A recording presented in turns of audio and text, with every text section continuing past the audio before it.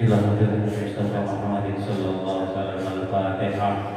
أعوذ بالله من الشيطان الرجيم. بسم الله الرحمن الرحيم. الحمد لله رب العالمين الرحمن الرحيم مالك يوم الدين. إياك نعبد وإياك نستعين. اهدنا الصراط المستقيم صراط الذين أنعمت عليهم غير المغضوب عليهم ولا الضالين. رب اغفر لي ولوالدي آمين. يا رب بالمصطفى بلغ مقاصدنا واغفر لنا ما مضى يا واسع الكرم. يا رب بالمصطفى بلغ مقاصدنا واغفر لنا ما مضى يا واسع الكرم. محمد سيد الكونين والثقلين والفريقين من قرب ومن عجم. يا رب بالمصطفى بلغ مقاصدنا واغفر لنا ما مضى يا واسع الكرم. هو الحبيب الذي ترجى شفاعته لكل هول من الأهوال مقترب. يا رب بالمصطفى بلغ مقاصدنا واغفر لنا ما مضى يا واسع الكرم. مولاي صل وسلم دائما أبدا على حبيبك خير الخلق كلهم. يا رب بالمصطفى بلغ مقاصدنا واغفر لنا ما مضى يا واسع الكرم. اللهم صل وسلم وبارك عليه وعلى آله.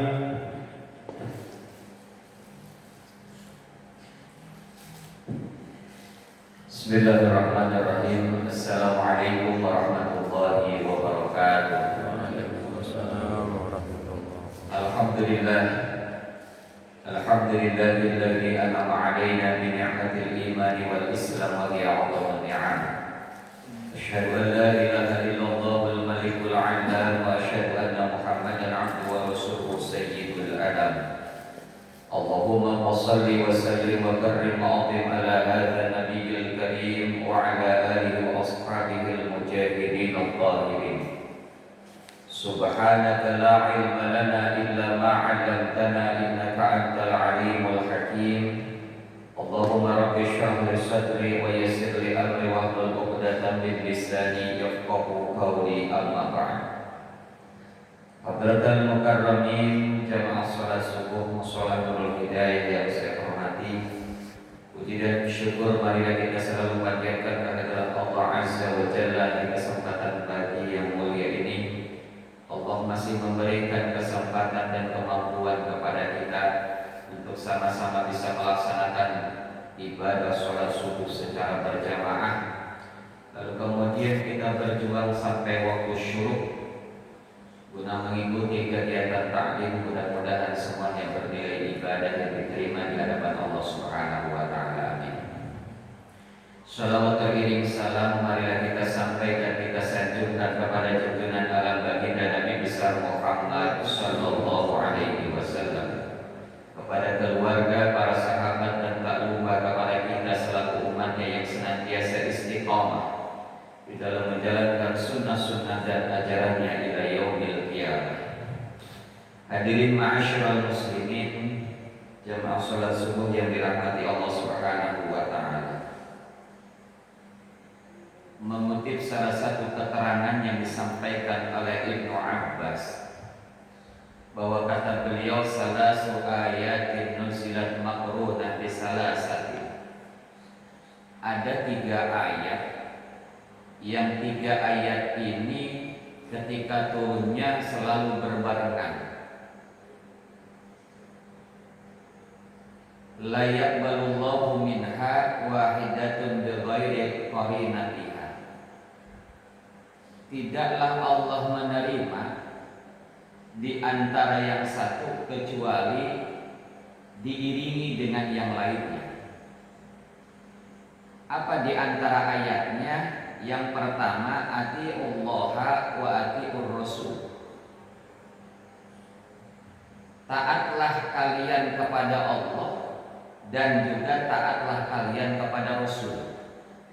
Artinya ketaatan kepada Allah dan ketaatan kepada Rasul bentuknya mutlak, sifatnya mutlak. Lalu yang kedua ada ayat aqimus shalah wa atuz zakat. Dirikan salat atau tegakkan salat, wa atuz zakat, dan tunaikan zakat. Al-Baqarah ayat 42. Dan yang ketiga kata Ibnu Abbas, anishkurli wali walidaika. Bersyukurlah kepadaku dan juga berterima kasihlah kedua orang tuamu. Jadi belum dimaksudkan kita bersyukur kepada Allah sepanjang kita tidak pernah berterima kasih kepada kedua orang tua kita. Maka kita kenal dengan ungkapan hadis yang mengatakan ridhollah fi ridhol walidain. Ridhonya Allah itu tergantung ridhonya kedua orang tua. Dan murkanya Allah wa sukhullah fi sukhil walidain.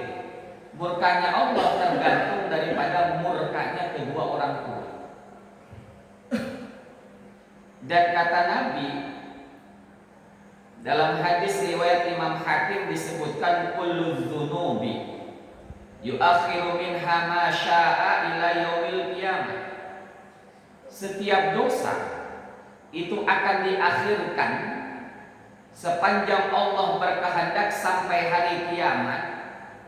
Illa uquqil walidain fa innallaha yu'ajjilahu. Kecuali dosa durhaka kepada kedua orang tua, maka dia pembalasannya itu akan disegerakan. Bukan hanya nanti di akhirat, di dunia saja sudah dirasakan betul oleh orang-orang yang durhaka kepada kedua orang tua. Jangan pernah berharap hidupnya akan bahagia apalagi berkah sepanjang seseorang itu menyakiti hati kedua orang tua. Oleh karena itu dalam kitab Tanbihul Ghafilin Al-Imam Abu Lais As-Samarqandi menyatakan lil walidi 'alal waladi asyratu huquq. Ada 10 kewajiban anak kepada kedua orang tuanya. Dalam artian hak bagi orang tua, kewajiban bagi anak. Apa di antaranya? Yang pertama kata Imam Abu Lais, at-ta'amu in ihtaja. Ngasih makan orang tua jika orang tua itu menginginkan kepada makanan itu. Itu artinya apa? Kita ini sebagai anak perlu memperhatikan bagaimana kondisi orang tua kita.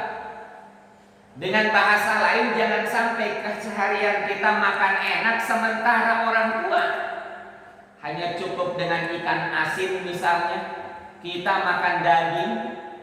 Maka itulah yang kemudian harus kita pikirkan bersama.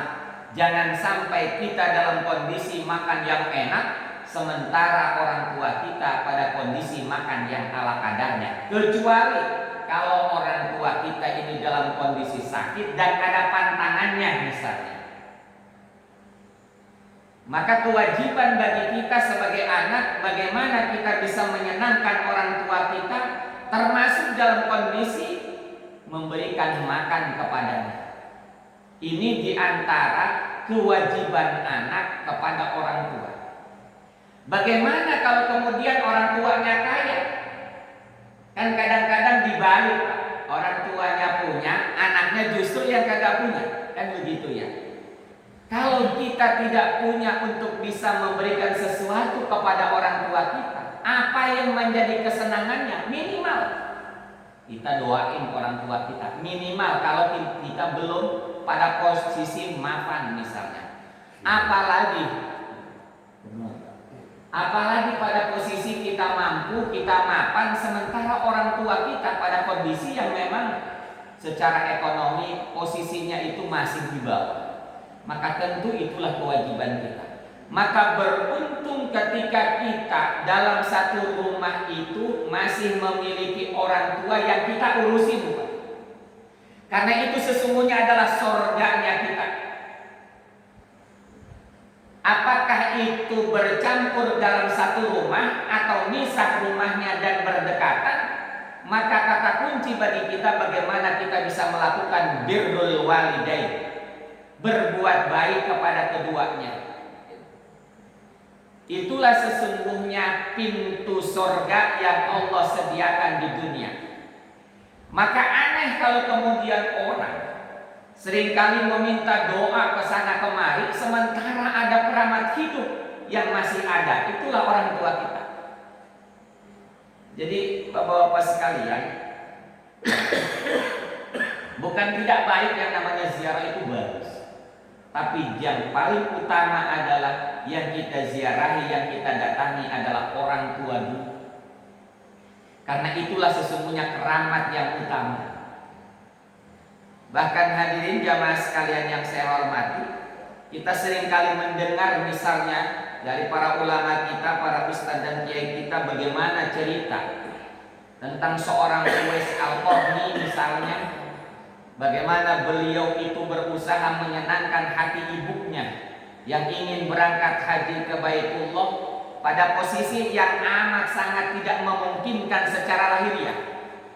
Bagaimana mungkin seorang pemuda yang berada di daerah Yaman ingin membawa ibunya yang sudah tua renta, sudah lemah, digendong dari Yaman sampai ke Baitullah menunaikan ibadah haji yang jaraknya itu ratusan kilometer. Bisa sampai dalam riwayat itu orang menyebutkan kalau diukur itu kurang lebih 400 sampai 500 kilometer. Berarti kalau nggak salah dari sini sampai Solo. Sini sampai Solo 500 kilo, Pak. Itu berjalan kaki. Maka caranya seorang Uwais Al-Qarni itu, beliau itu membeli seekor lembu dari mulai kecil, Pak. Lalu ketika itu beliau berlatih mengangkat itu lembu, menaiki gunung, menaiki bukit, sampai kemudian otot-otot Uwais Al-Qarni itu menjadi kuat. Dan lembu itu dari mulai dia anak sampai kemudian dia menjadi besar. Dan orang melihat, oh lihat tuh Uwais Al-Qarni kayak orang gila. Dia bawa itu yang namanya, dia gendong yang namanya itu lembu. Lalu kemudian dia ajak dan dia angkat, digendong itu lembu sampai ke atas bukit. Yang orang melihatnya ada sesuatu yang aneh. Padahal sesungguhnya itu adalah bagian dari latihannya seorang Uwais Al-Qarni. Sebagaimana beliau berkeinginan untuk menghantarkan ibunya menuju Baitullah. Maka singkat cerita kurang lebih sekian bulan Uwais Al-Qarni itu berlatih dengan mengangkat seekor lembu. Lalu kemudian pada saatnya di musim haji beliau gendong itu ibunya dari negeri Yaman sampai ke Makkahul Mukarramah. Dan dalam perjalanan sekian hari, sekian malam dengan berbagai macam cuaca yang sangat ekstrim pada saat itu, beliau arungi, beliau lalui untuk menghantarkan seorang ibunya.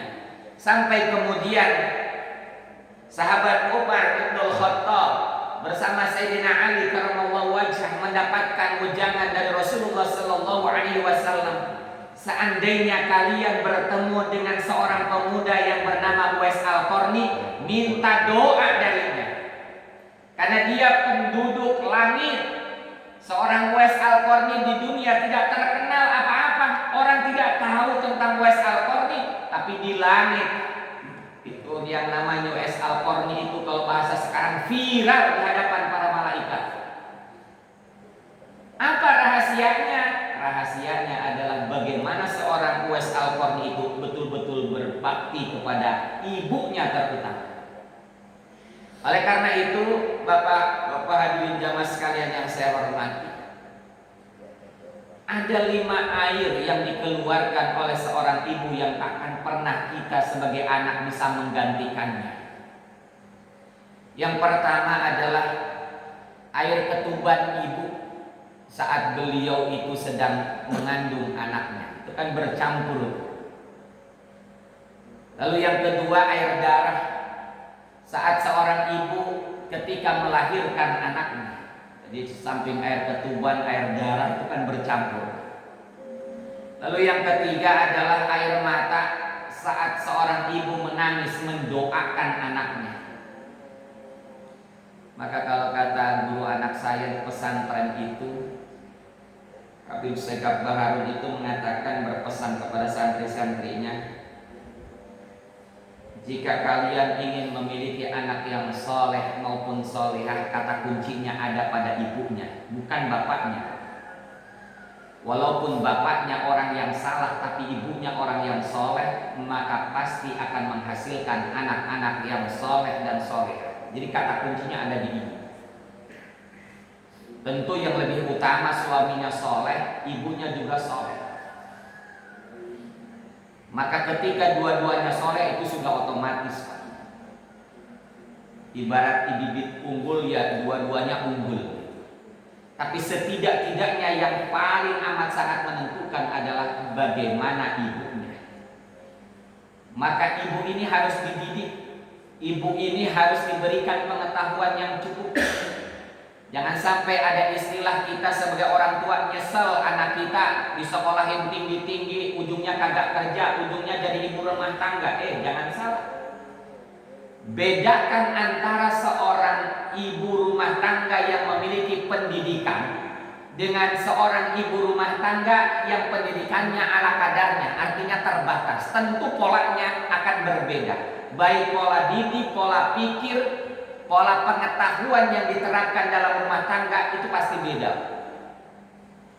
Maka bapak-bapak hadirin jamaah sekalian yang saya hormati, doanya seorang ibu itu Masya Allah luar biasa. Bahkan dalam hadis Bukhari disebutkan, ketika Nabi menyampaikan kisah tentang Juraij. Di zaman Bani Israel itu dulu ada seorang yang soleh, seorang yang luar biasa ibadahnya. Tetapi ada satu kondisi, satu keadaan yang menyebabkan Juraij itu hampir-hampir itu tergelincir, bahkan sudah tergelincir. Tetapi itulah pelajaran dari Allah Subhanahu wa Ta'ala. Bagaimana seorang Juraij itu telah mengecewakan hati seorang ibunya, di mana seorang Juraij itu pada saat itu sedang melaksanakan ibadah, lalu kemudian dipanggil oleh ibunya. Juraij tidak menghiraukannya, tapi justru dia melanjutkan ibadahnya, dan itu dia lakukan beberapa kali. Karena dia menganggap bahwa ibadahnya itu jauh lebih penting dibandingkan menjawab panggilan dari ibunya. Terbersitlah sebuah doa dalam hati seorang ibunya Juraij. Beliau mengatakan dalam hatinya, dan itu sesungguhnya doa bagi seorang ibu, ya Allah, janganlah engkau matikan seorang Juraij sebelum dia melihat perempuan penzina. Apa yang terjadi hadirin? Satu ketika dalam kondisi Juraij yang sedang melaksanakan ibadah, tiba-tiba dia mendapatkan fitnah dan tuduhan bahwa dia telah menghamili seorang perempuan, yang kemudian pada saat itu Juraij diusir oleh orang-orang di sekitarnya, rumah ibadahnya, tempat ibadahnya dihancurkan oleh masyarakatnya pada saat itu. Karena Juraij itu terkena fitnah dan tuduhan dia telah menzinahi seorang perempuan. Sampai kemudian tibalah pada saatnya ketika perempuan itu melahirkan seorang anak. Lalu pada saat itu Juraij bertanya kepada si anak yang dilahirkan itu, siapakah bapakmu? Dan pada saat itu si bayi ini mengatakan, bapak saya adalah seorang pengembala kambing. Karena memang ternyata perempuan ini melakukan zina itu bersama laki-laki pengembala kambing, bukan dengan Jures, tapi fitnahnya menjadi sasaran bagi Jures. Dan itu sesungguhnya doa yang terbersih dari hati seorang ibunya Jures. Gara-gara Jures itu tidak menghiraukan panggilan daripada ibunya. Lantas kemudian Jures merasakan betul bahwa doa ibunya itu betul-betul mustajab. Dan pada saat itu ketika ditanya bayi itu, dalam riwayat hadis disebutkan ada 2 anak, 2 bayi yang bisa menyampaikan kesaksian. Salah satu di antaranya adalah bayinya ketika Jures tanya pada saat itu. Nah, oleh karena itu Bapak-bapak hadirin jamaah sekalian yang saya hormati, itulah doa bagi seorang ibu, bagaimana air matanya keluar menangis untuk mendoakan anaknya supaya anak ini menjadi anak yang saleh, supaya anak ini menjadi anak yang saleh, supaya anak ini menjadi anak yang sukses dalam kehidupannya, berkah dalam hidupnya. Maka kita bersyukur ketika kita masih punya orang tua, apalagi punya ibu, karena itu sesungguhnya adalah pintu surga yang wajib kemudian kita gapai melalui apa? Melalui doa-doa mereka. Lalu apalagi yang keempat, air keringat saat ibu merawat dan membesarkan kita sebagai anak. Bagaimana orang tua itu tak peduli dengan kondisi dirinya. Bagaimana seorang ibu tak peduli dengan capek yang dialaminya. Yang terpenting bagaimana anaknya bisa tertawa dan tersenyum dengan kebahagiaan yang dimilikinya, terlepas orang tuanya lemah ataupun sakit kayak apa. Lalu yang kelima adalah air susu saat ibu menyusui. Itu yang tak pernah kita bisa gantikan, hadirin. Maka dengan kewajiban kita sebagai anak kepada orang tua sebagaimana dipesankan oleh Imam Abu Lais As-Samarqandi, at-ta'amu ini saja, kasih makan yang terbaik apa yang menjadi keinginan dia. Jadi kalau kita tuh punya orang tua Pak, termasuk juga punya mertua, kalau berkunjung ke rumah kita tuh tanya mau apa gitu. Jangan ketika orang tua datang, mertua datang, kitanya cemberut melulu. Karena udah tahu nih pasti mau minta duit nih. Kan ada yang begitu. Kita sebagai anak kadang begitu, kadang istri juga tidak begitu. Karena kita sefrekuensi Pak. Tidak satu alur kita, tidak satu fikir kita. Padahal justru sesungguhnya dengan kedatangan orang tua, baik dari orang tua kita ataupun orang tua dari istri kita alias mertua, sesungguhnya itu pembuka jalan dari keberkahan hidup yang Allah akan berikan dan dititipkan melalui mereka. Jadi kalau kita menyadari ini Pak, ibu sekalian yang ada di rumah, saya yakin betul kita ini ketika kedatangan orang tua maupun mertua pasti akan girang Pak. Kenapa? Karena yakinlah bahwa di balik kedatangan mereka ada doa-doa yang kemudian berimplikasi pada keberkahan hidup kita. Itu yang pertama. Yang kedua, wal khidmatu in ihtaja. Khidmat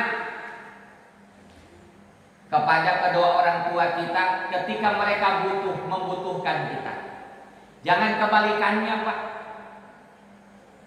Udah mah orang tua kita capek dulu ngurusin kita, sekarang kita titipin anak kita ke neneknya dan kakeknya untuk ngurusinnya. Kapan mereka mau merasakan nikmatnya ketika mereka berdua? Kapan mereka mau merasakan kelenggangan waktu untuk kemudian mereka melakukan aktivitas lain di samping mengurusi cucunya misalnya? Tentu pada sisi yang lain ada orang tua ataupun kakek neneknya yang merasa senang ketika ada cucunya yang di rumah, sepanjang tidak memberatkan mereka. Jadi dengan kata lain Pak, kalau kita mampu membiayai untuk katakanlah pembantu, menghadirkan pembantu di rumah kita, maka sebaiknya ada pembantu Pak. Jadi orang tua itu jangan sampai jadi pembantu di rumah kita. Jangan sampai orang tua kita itu masih dicapekkan dengan kita. Padahal dulu mereka itu sudah capek ngurusin kita luar biasa. Ini ditambah dengan cucunya misalnya. Maka bapak-bapak hadirin jamaah sekalian yang saya hormati, bagaimana Ustadz kalau saya memang orang tua saya senang dengan adanya cucu? Ya nggak apa-apa. sepanjang mereka ridho, ya, sepanjang mereka senang silakan saja. Tetapi jangan jadikan orang tua itu laksana seperti pembantu dalam rumah kita, gitu. Tapi justru jadikan mereka itu seperti raja dan ratu dalam rumah kita. Kenapa? Karena sesungguhnya di balik itu semua, yakin hadirin, doa-doa orang tua itu akan senantiasa hadir untuk kita. Tidak ada orang tua itu yang mendoakan jelek kepada anaknya, kecuali pada kondisi tertentu yang memang amat sangat menyakiti hati. Wal khidmatu ini ihtaja, khidmat, berbuat baik, melayani. Jadi melayani kepada ibu dan bapak kita. Apalagi kalau kemudian kita punya orang tua, mohon maaf, yang tidak bisa jalan, kesempatan bagi kita untuk kita sama-sama berbakti kepada mereka. Apakah itu kepada ibu ataukah kepada bapak. Lalu apalagi wal ijabatu inda, menjawab ketika mendapatkan panggilan dari ibu bapak kita. Seperti tadi yang dialami oleh seorang Juraij, gara-gara dirinya tidak menghiraukan panggilan ibunya, lantas kemudian terbersit sebuah doa, ucapan yang kemudian menjadi doa. Bagaimana seorang Juraij mengalaminya. Lalu apalagi wal iqa'ah in amara ghairu ma'siyatin, taat, senantiasa taat kepada kedua orang tua kita sepanjang ketaatan itu bukan pada posisi untuk melakukan kemaksiatan. La ta'ata li ma'siyatin, tidak ada ketaatan untuk maksiat. Artinya apa? Ketika orang tua memerintahkan kita untuk melakukan sesuatu, sepanjang perintah itu bukan melakukan perbuatan maksiat, maka hukumnya wajib bagi kita untuk melakukannya. Tapi kalau kemudian perintahnya adalah perintah berbuat maksiat, melanggar daripada aturan-aturan Allah, maka wajib untuk kita tidak melakukannya. Jadi kata kuncinya, ketaatan itu kepada orang tua itu dibatasi oleh sepanjang perintah itu bukan perintah maksiat, gitu. Wa takallumu ma'ahu billayyin, berbicara kepadanya itu billayyin, dengan lembut. Jadi jangan keras-keras, jangan kayak model menghentak, jangan kayak model menghardik kepada kedua orang tua kita. Kecuali suara keras itu pada kondisi kita punya orang tua, ibu ataupun bapak yang pendengarannya sudah agak terganggu misalnya, itu beda Pak. Ya gitu, itu beda. Jadi tidak diniatkan untuk mengeraskan suara, tetapi diniatkan adalah untuk menyampaikan pesan supaya terdengar kepada beliau. Dan mohon maaf Pak, biasanya kalau di kampung-kampung banyak orang tua yang tidak dengar itu gara-gara apa Pak? Kebiasaan yang buruk, tidak pernah membersihkan kupingnya. Jadi di kampung saya itu banyak orang tua yang nggak dengar. Ternyata ketika dibawa ke THT, banyak kotorannya Pak, nggak pernah dibersihin. Nah anak yang baik itu Pak, ketika pulang misalnya pulang kampung kah, atau kemudian pada saat orang tua nengokin kita kah ke sini, maka Pak lihat kuku-kukunya, bersihkan telinganya, karena bisa jadi mereka tak sempat untuk itu. Kelihatan sederhana, tapi begitu mulia dan agung dalam penglihatan Allah Subhanahu wa Ta'ala. Bisa jadi yang kecil itu lantas kemudian mengakibatkan hati orang tua itu ridho kepada anaknya. Walaupun misalnya tak dikasih materi yang besar, biasa-biasa saja, tapi perhatian kita kepada mereka bisa jadi itulah yang kemudian menghadirkan doa-doa terbaik dari orang tua kita.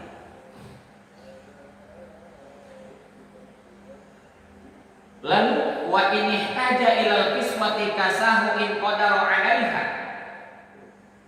Jika orang tua kita butuh kepada pakaian, maka jika kita mampu, jika kita punya duit, maka tentu belikan mereka.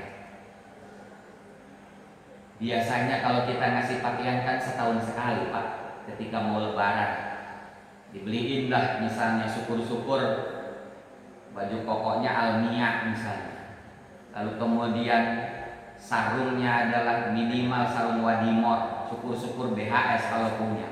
Kalau punya, kan bahasa dalam kitabnya in qadara alaiha, jika mampu. Kata kuncinya adalah sesuai dengan kemampuan kita, belikan Pak.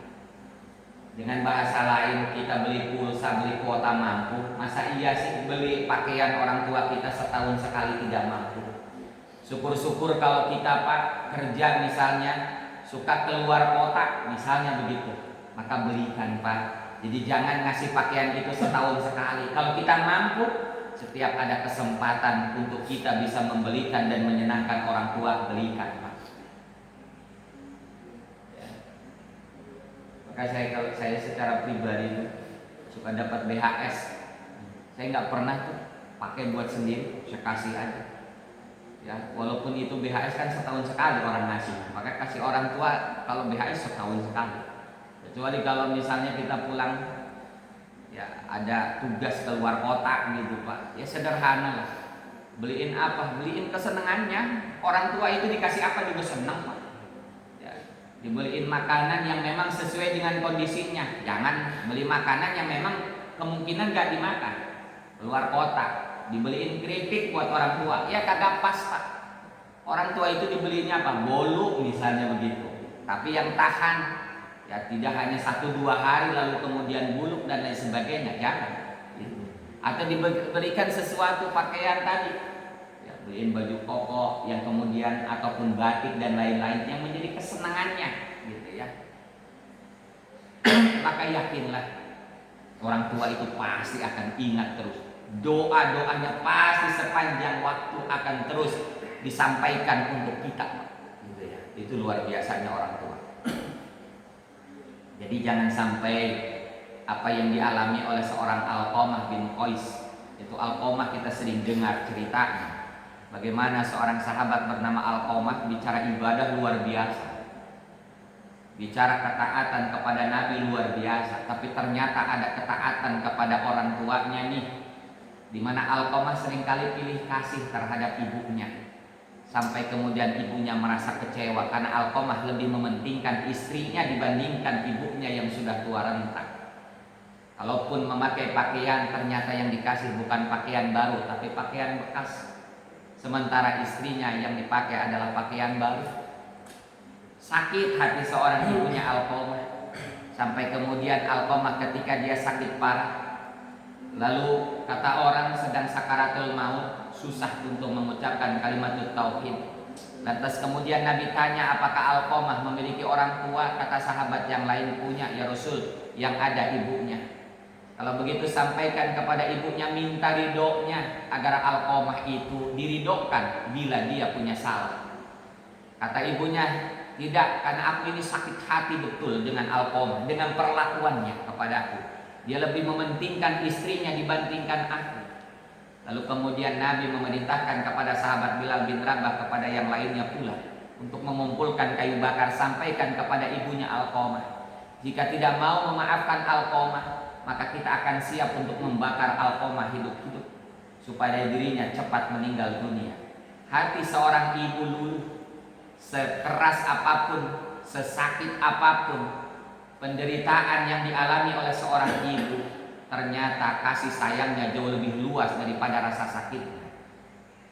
Lalu pada saat itu disampaikan kepada Rasul bahwa ibunya Alqamah sudah memaafkan. Nah, pada saat itu Alqamah mampu mengucapkan kalimat tauhid la ilaha illallah Muhammadur Rasulullah. Itulah contoh-contoh nyata dari bagaimana iktibar pelajaran untuk itu semua. Betapa Allah amat sangat memuliakan kepada mereka anak yang memuliakan orang tuanya, dan betapa Allah menghinakan anak yang memang anak itu menghinakan, tidak peduli terhadap orang tua. Ini gambaran dan nasihat sesungguhnya untuk kita semua. Jika hari ini kita masih punya orang tua, segeralah kita untuk bisa menyenangkan hati mereka, bisa berkhidmat kepada mereka, bisa memberikan sesuatu apa yang menjadi kesenangan mereka.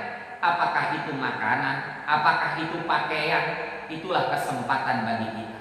Jangan sampai penyesalan itu lantas kemudian kita akan merasa menyesal sepanjang hidup kita ketika kita menyakiti hati orang tua.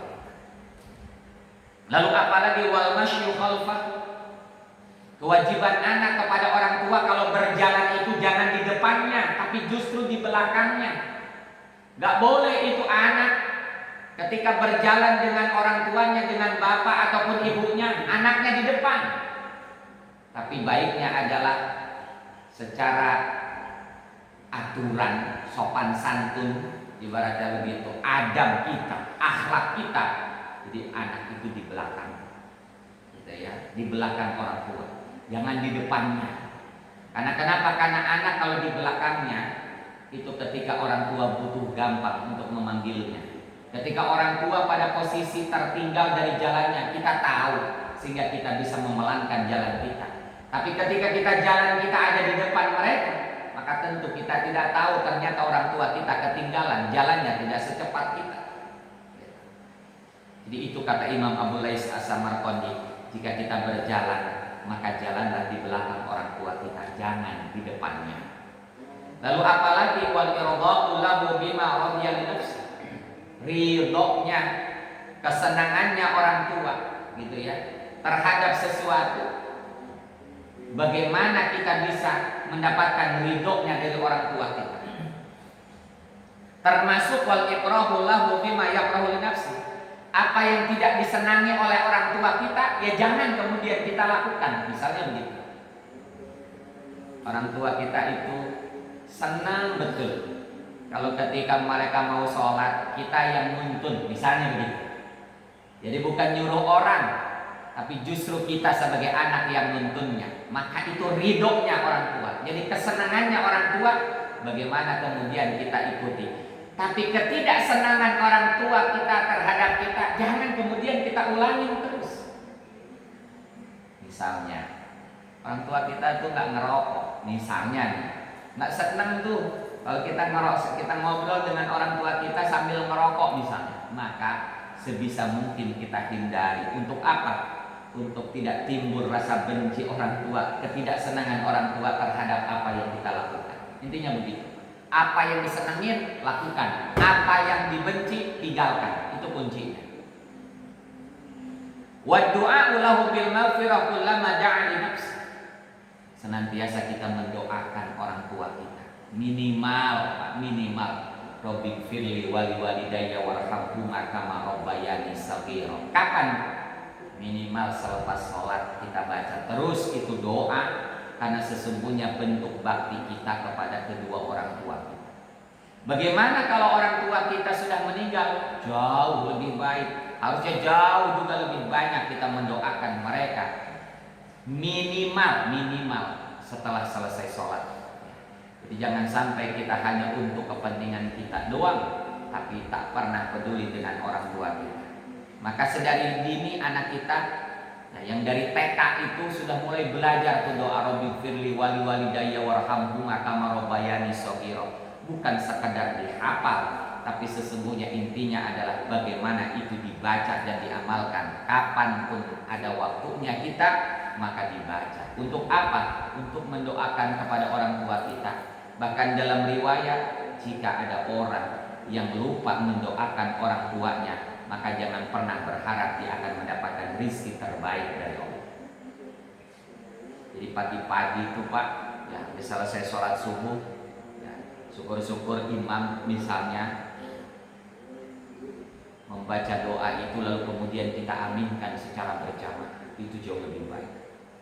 Maka di samping kita memohon ampun untuk dosa-dosa kita, juga memohon ampun untuk kedua orang tua kita dan orang-orang yang telah berjasa kepada kita, ya, siapapun itu, baik guru, baik orang tua, siapapun itu yang telah berjasa kepada kita, doakan, ya, doakan. Karena itu salah satu pintu untuk menggapai apa? Keberkahan dalam hidup. Oleh karena itu, bapak-bapak hadirin jamaah sekalian yang saya hormati, kita seringkali mendengar pula bagaimana ibu itu seorang sosok yang nilainya itu sampai Nabi mengatakan bahwa ketika sahabat tanya, ya Rasul, siapakah orang yang harus pertama kali saya hormati ibumu, baru bapakmu. Itu sesungguhnya kalau kata para ulama menafsirkan kenapa disebut 3 kali, Pak? Karena ada 3 hal yang tak pernah bisa seorang laki-laki untuk menggantikan: mengandung, melahirkan, menyusui. Itu sebenarnya. Jadi yang namanya mengandung, melahirkan, menyusui tak bisa diwakilkan oleh seorang laki-laki. Maka derajatnya adalah 3 berbanding 1. Kita laki-laki cukup mencari nafkah saja, gitu. Tapi seorang ibu, bagaimana dia mengandung, bagaimana dia melahirkan, dan bagaimana dia menyusui, itu yang tak bisa kita gantikan bagi seorang laki-laki. Maka sering disebut dalam sebuah lagu misalnya 3 tingkatan ibu itu, ya, 3 tingkatan. Maksud 3 tingkatan tadi, 3 hal yang tak bisa digantikan oleh seorang laki-laki atau seorang ayah terhadap apa yang sudah dilakukan oleh seorang ibu. Nah, bapak-bapak hadirin jamaah sekalian yang saya hormati. Oleh karena itu, salah satu yang kita lakukan sebagai bentuk bakti kepada orang tua, yang 10 macam itu jika kita lakukan, itulah sesungguhnya lahan jihad kita. Lahan di mana kita berjihad di jalan Allah Subhanahu wa taala. Bagaimana ketika di zaman Nabi, misalnya ada seorang laki-laki yang bertanya kepada Rasulullah sallallahu alaihi wasallam ingin ikut jihad bersama para sahabat lain. Ketika seorang laki-laki itu meminta izin kepada Nabi untuk ikut berjihad, fa asta'dzanahu fil jihad. Lalu Nabi tanya, faqala lahu Rasulullah sallallahu alaihi wasallam, ahayyun walidah. Apakah kamu punya orang tua yang masih hidup? Lalu kemudian si laki-laki ini mengatakan, "Na'am ya Rasul." "Iya ya Rasul, aku masih punya seorang ibu." Apa kata Nabi? Qala fa fihi ma fajahid. Maka di antara keduanya itu, baik kepada ibumu ataupun bapakmu yang masih hidup, fajahid, maka itulah lahan untuk kamu berjihad.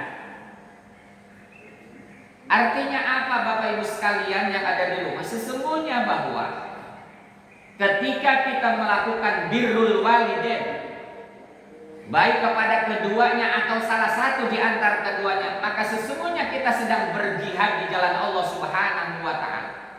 Jadi sepanjang waktu itu sesungguhnya adalah bernilai pahala di hadapan Allah Subhanahu wa taala, dengan catatan apa yang kita lakukan itu semata-mata dibarengi dengan ikhlas karena Allah Subhanahu wa taala. Jadi jihadnya kita itu salah satu di antaranya adalah ketika kita bisa berbuat baik kepada kedua orang tua kita. Bahkan dalam hadis riwayat Ahmad, Rasulullah menyampaikan, man ahabba ayyumadda lahu fi umrihi wa ayyuzada lahu fi rizqihi. Siapa orang yang ingin dipanjangkan di dalam umurnya dan ditambahkan keberkahannya di dalam rizkinya, kata Nabi, falyabarra walidayhi, maka berbuat baiklah kepada kedua orang tua, wal yasir rahimah, dan jalin silaturahim dengan keduanya. Artinya apa? Sering nengok, Pak. Kalau kita berjauhan ya sering nengok gitu ya. Syukur-syukur kita bisa mampu setiap minggu, syukur-syukur minimal ya nelpon, minimal itu yang kita harus jaga komunikasi. Maka saya punya 2 pimpinan, Pak. Kemarin Allah tunjukkan dan saya melihat betul rahasianya itu, Pak. Satu, kemarin itu pelantikan beliau diangkat menjadi wali kota Jakarta Utara. Namanya Pak Hendra Hidayat. Rahasianya saya tahu betul, Pak. Setiap hari kalau saya mendampingi beliau itu tak pernah lepas untuk nelpon orang tuanya. Hanya untuk menanyakan, mama sudah makan belum? Makan apa hari ini? Cuman itu doang. Komunikasi yang terus menerus dibangun. Dan setiap itu selalu ada kata-kata, maafin saya dan doakan saya. Itu, Pak. Saya secara pribadi yang suka ngomong jadi ustadz kesana kemari, saya banyak belajar. Padahal beliau backgroundnya bukan pesantren, beliau backgroundnya itu umum dari SMA terus STPDN. tapi masya Allah sama ibunya itu luar biasa. Dan Allah letakkan, Allah berikan kedudukan. Salah satu di antaranya Allah tuh langsung tempatkan beliau jadi wali kota. Rahasianya apa salah satunya? Itu Pak. Bagaimana beliau setiap waktu itu selalu jaga. Satu lagi saya juga punya pimpinan. Ya, Kabak sekarang jadi wakil bupati di Pulau Seribu. Itu apa yang beliau lakukan? Setiap minggu beliau pulang ke Sumedang. Untuk apa? Untuk nengokin ibunya. Gitu. Meminta doanya. Allah tempatkan Tuhan di tempat yang terbaik. Dan itu sesungguhnya bagi saya ya, pelajaran yang amat berharga dari hanya sekedar mendengar. Tetapi langsung mereka praktekkan bagaimana mereka itu begitu sayang, begitu berbaktinya kepada ibunya terutama. Maka doa-doa yang keluar itu adalah doa-doa terbaik. Ya. Dan saya yakin betul ya, bahwa mereka suksesnya hari ini salah satunya adalah kehebatan doa ibunya. Gitu. Jadi ibu bapak jamaah sekalian yang saya hormati, banyak kisah di balik kesuksesan orang hari ini. Salah satu di antaranya adalah karena ada ridho dari orang tuanya, apalagi ibu. Jangan pernah berharap hidup kita akan berkah sepanjang kita belum memenuhi persyaratan orang tua kita itu ridho kepada kita, senang kepada kita. Maka bapak-bapak hadirin jamaah sekalian yang saya hormati dan muliakan, begitu luar biasanya ibu sampai disebutkan mendapatkan kedudukan 3 tingkatan lebih tinggi dibandingkan ayah. Karena 3 hal tadi yang disebutkan yang tak bisa digantikan oleh seorang laki-laki, mengandung, melahirkan, dan menyusui. Bahkan kata Nabi disebutkan bahwa yang namanya ibu itu ya, al-mar'atu idza hamalat tawala 'alaiha dha'fu wal masyaqqah. Yang namanya seorang ibu, seorang perempuan itu ketika dia hamil, tawalat 'alaiha dha'fu, dia mengalami yang namanya lemah, wal masyaqqah, sulit. Maka bapak-bapak hadirin jamaah sekalian, kita sering kali melihat di perjalanan terutama bagi yang sering naik kereta, bersyukur ada satu tempat yang memang itu space-nya khusus bagi mereka-mereka yang perlu untuk kemudian diutamakan, khusus untuk ibu yang hamil kan, orang tua renta kan begitu, difabel misalnya, itu ada tempat khusus. Walaupun kadang-kadang yang nempatin orang yang sehat, pura-pura tidur, ya saya kan gitu. Saya kadang-kadang dalam hati suka melihat misalnya ibu-ibu yang bekerja pada kondisi hamil tua, begitu luar biasa. Saya tuh dalam hati tuh, ya, alhamdulillah bukan istri saya, gitu. Artinya istri orang itu saja luar biasa Pak. Untuk apa? Tentu bukan hanya sekedar dia hanya untuk mencari makan, tetapi pada sisi ini sesungguhnya adalah bagaimana dia bisa membantu perekonomian dalam rumah tangga. Bagaimana dia berkorban yang luar biasa, jalan yang jauh, lalu kemudian mendapatkan tempat duduk yang kadang-kadang tidak mengenakan, misalnya kadang berdiri dan lain-lain. Itu perjuangan yang luar biasa. Jika ada ibu-ibu yang semacam itu, hebat itu. Kadang dalam hati saya itu di mana ya suaminya. Syukur-syukur kalau dianterin Pak gitu ya. Jadi ini kan kadang-kadang sendiri, mandiri betul. Ibu-ibu tuh hebat Pak. Ya. Jadi ada bahasa yang mengatakan ketika bapak ditinggalin anak 5 pasti semuanya nggak keurus. Tapi kalau ibu ditinggalin anak 5 semuanya keurus. Jangankan 5, 12 aja keurus Pak. Itu hebatnya ini. Nah kalau kita Pak gitu, maka kalau kita sadar terhadap itu pasti Pak, kita tuh pasti akan sayang sama istri kita. Karena kita nggak mampu Pak. Kita sering kali merasakan pada saat kita libur lah, sederhananya begitu. Coba kalau kita libur ada di rumah, yang namanya ngurus anak itu ternyata susah Pak. Ngurus rumah itu ternyata repot Pak. Gitu. Itulah kondisinya Pak. Gitu ya. Maka ketika ada kesadaran semacam itu, pasti endingnya itu kita akan menghargai istri kita. Pasti kita akan menyayangi ibu kita. Begitu luar biasa. Nabi makanya disebutkan al-mar'atu idza hamalat tawala 'alaiha dha'fu wal masyaqqah wa yuqalu al-hamlu dha'fun wa talqu dha'fun wal wad'u dha'fun. Hamilnya lemah, melahirkannya juga lemah, ngurusnya juga lemah, payah Pak. Ngurusin anak itu bukan perkara yang mudah gitu ya. Maka kadang-kadang ada orang yang gak kuat dengan ngurus anak, akhirnya dititipin ya, dititipin sama orang, akhirnya yang ngajarinnya pembantu Pak, sehingga pola didik pembantu bukan pola didik kita. Maka berbahagialah ketika kita bisa berbagi peran, kita nyari nafkah di luar, lalu kemudian istri berada di rumah ngurusin anak, sehingga kita jelas Pak orientasinya. Jangan sampai dua-duanya nyari duit, lupa tuh yang ada di rumah. Maka kenapa kemudian di Jawa Barat gerakan sekarang KDM itu memasukkan anak yang nakal itu ke barak militer? Itu salah satunya gara-gara apa? Gara-gara di rumah. Persoalan rumah itu pasti pangkalnya adalah urusan rumah. Ketika ditanya, kenapa kamu nakal? Ibu bapak saya suka bertengkar Pak. Kenapa kamu nakal? Ibu saya dua-duanya kerja, saya nggak diurusin, saya nggak pernah dapat kasih sayang. Itu Pak. Jadi sumber masalah itu sesungguhnya pada anak ada pada rumah. Jadi kalau kasih sayang kita selaku ibu dan bapak itu penuh Pak, maka insya Allah anak itu insya Allah di luar akan bisa menjaga diri, tidak akan dia terbawa arus anak-anak yang lain. Ternyata kalau kita telusuri, kalau kita tanya dari hati ke hati Pak, masalahnya cuma di rumah Pak, gitu. Masalahnya di rumah. Tentu lingkungan sekitar dia juga mempengaruhi. Tapi kalau pondasi di rumahnya sudah kuat, insya Allah dia akan bisa memfilter mana yang baik dan mana yang buruk. Nah, oleh karena itu bapak-bapak, ibu-ibu jamaah sekalian yang saya hormati, jangan sampai kita menyesal. Karena ada bahasa mengatakan begini, suksesnya kita bukan diukur dari suksesnya kita hari ini, tapi suksesnya kita itu sesungguhnya nanti bisa diukur dengan suksesnya anak-anak kita. Jadi kalau bapak ibunya misalnya sekolah tingginya S2, S3, sementara anaknya cuma lulusan SMA, nggak sukses.